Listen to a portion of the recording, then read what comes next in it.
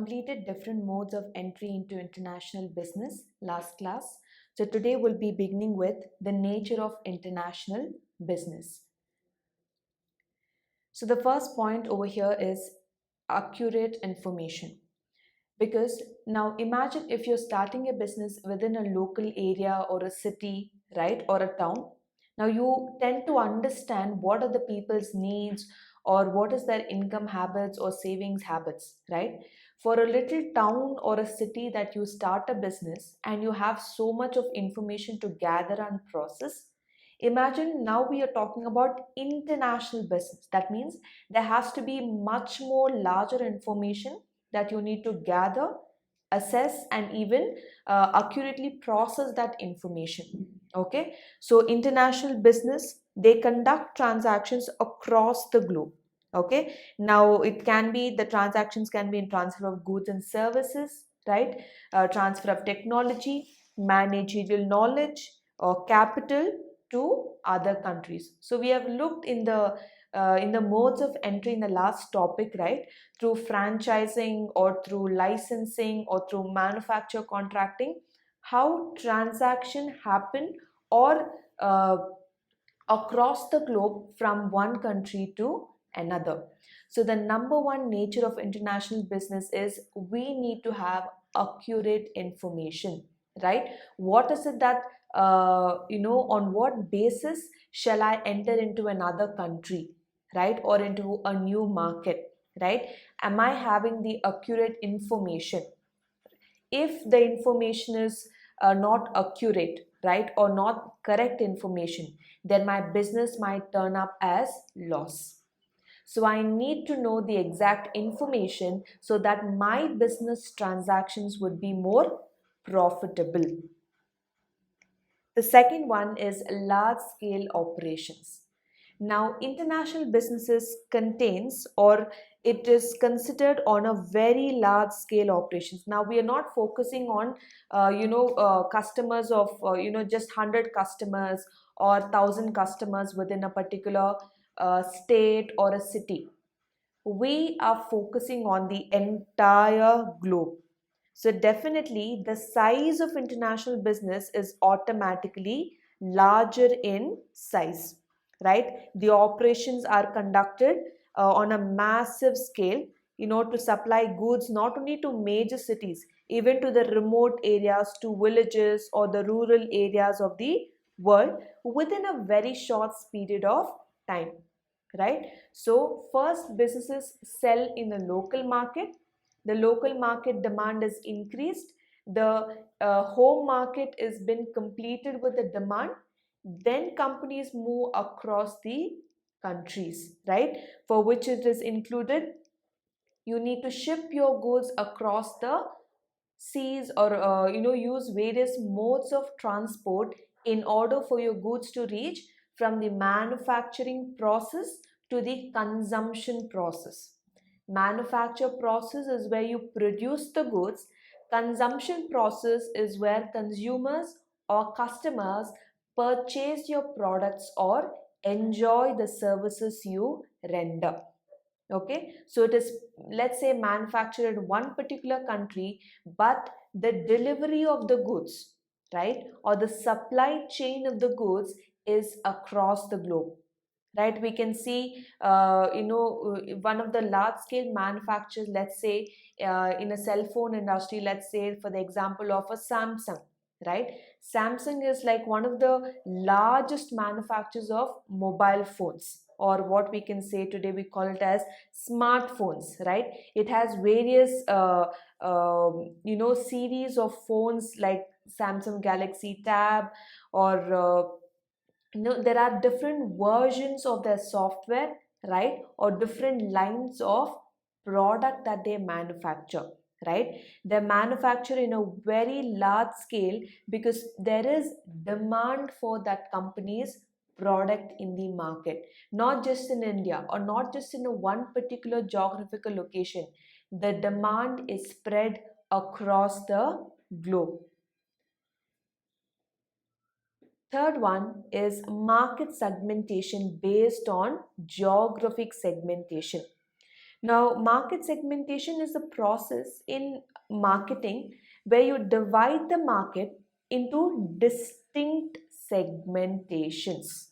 Okay, so if I have a particular country or a globe, I divide each category of geographical location based on their demand, okay, based on the needs of the customer, where I can call it as target market.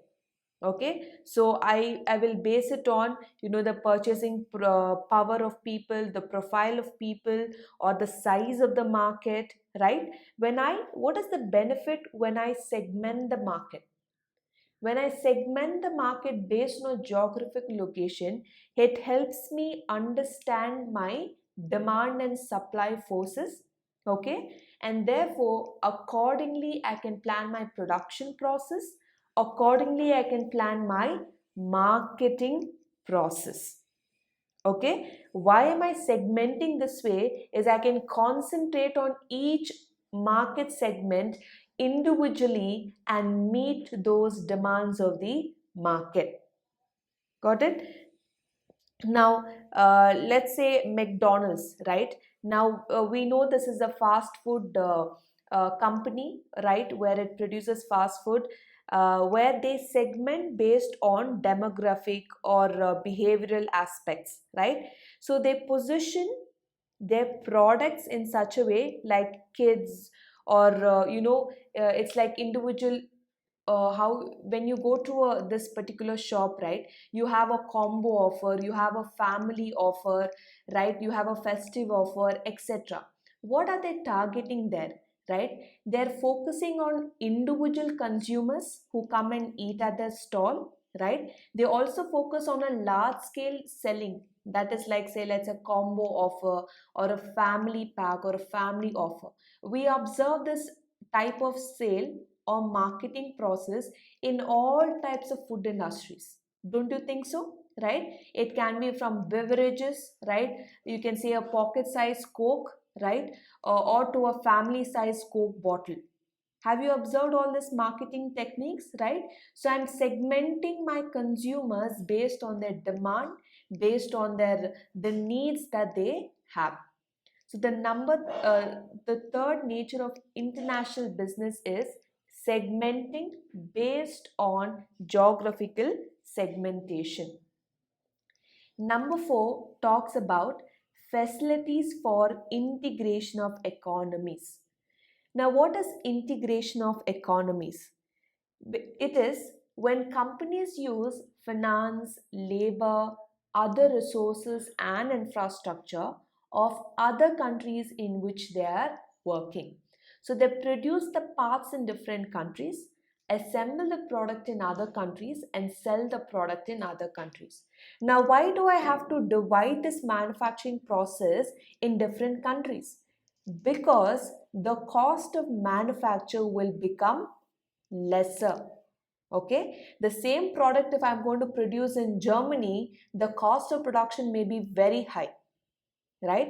But the same product, if I'm going to produce in Nepal, the cost of production is going to be much more cheaper. I'm not compromising on quality over here, remember that. Okay, I'm just looking for economies of scale. Therefore, when I talk about integration, integration means it's a mix or it's a combination of which place or which country is good at what. Some countries are good at capital, some countries, you remember we spoke or discussed about international trade theories. You remember that?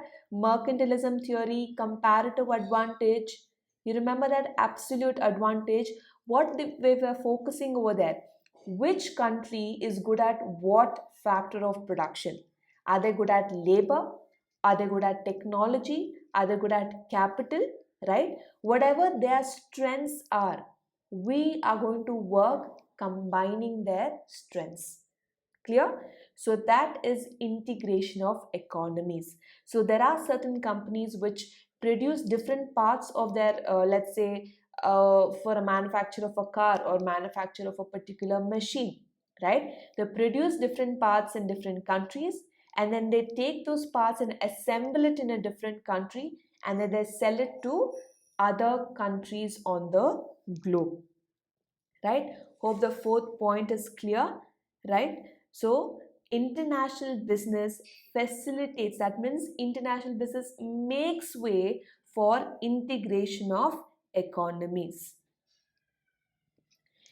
The fifth point is international business generates enthusiastic competition. Now, competition is always good. In the sense, a healthy competition is always good, right? International business, you're not, competing with the local traders or the local business vendors. No, you are focusing or, competing with the global business traders, right? Every business is different from each other, right? In terms of operation, in terms of managerial, decision making, in terms of production techniques, in many ways, every company stands different or unique. That way, it generates enthusiastic competition.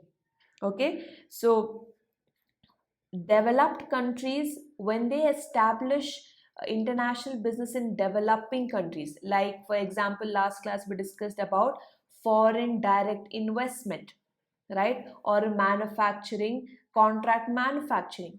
When you enter into an underdeveloped country or a developing country, right, it becomes a healthy competition. We tend to learn new technologies, we tend to develop our standard of living in a better manner, right? How is it possible? Through international business. So that way we tend to manufacture superior quality goods and services at very low prices. Now, because there is an enthusiastic competition, we are not, compromising on quality. Instead, we'll start working on reducing the cost of manufacture, keeping the quality up to date, and thus far we can always be profitable. Because every business aim or goal is what? Maximizing profits. So therefore, when you have an healthy competition, you cannot compromise on quality. Instead, you will start working on how can I reduce the cost of manufacture. That way, you can achieve the goal of your business. What is your goal of your business? Profit maximization. The last nature is international business gives a lot of importance to science and technology. Now, because we are moving from a local market into a global market, we cannot still stick on to the old methods of manufacture, old methods of technology or production process. Every company today has a department called as research and development. Hope all of you have heard about it. R&D department, where it focuses constantly on what is the next better thing, right? Where can I see my company in the next 5 years down the line, right? What are the technologies that I need to adapt myself to, right? It can be from a robotic technology or any kind of accounting technology, any kind. What are the new challenges? How can I embrace the challenges and move on as a number one market leader in the global business? Because every business wants to be a leader in its segment or leader in its industry, right? So therefore international business helps, through science and technology. By giving importance to science and technology, it will help them to move as a pioneer or a leader in the global market. The more the companies adapt themselves or embrace to the new challenges and technologies, the more upfront or the companies will be leading than its other co-partners in the market or other industries in the market. Got it? So these are the 6 different natures of international business. We started off with accurate information, large scale operations, market segmentation based on geographic segmentation. Fourth, international business facilities for integration of economies. Fifth, international business generates enthusiastic competition. And the sixth one, international business gives a lot of importance to science and technology.